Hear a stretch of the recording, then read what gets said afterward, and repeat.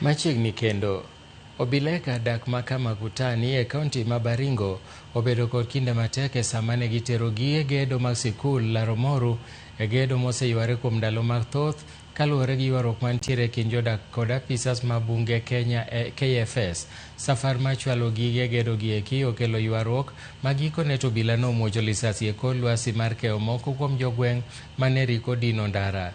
Apisa mag bunge KFS osebedo ka orido ni lowo ma ichano gerie skulno en mwandu mar migawo mar bunge kendo ok owinjore okethe ni gede.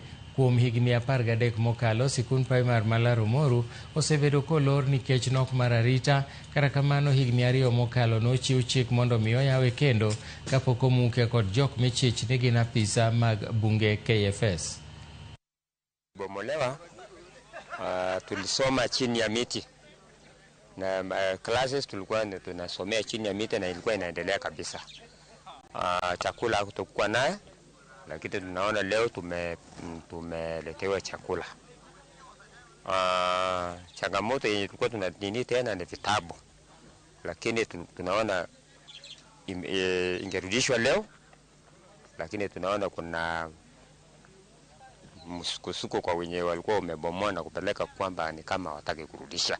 We do not know what is going on because even our president has ordered the reconstruction of this school, but we are wondering, as the people of Loramaru, that we still see a lot of things that we do not understand.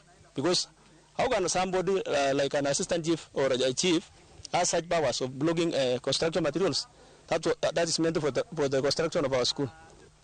Let us not misuse positions that we have in government to undermine the efforts of the government to rehabilitate the children who have gone through these challenges of banditry.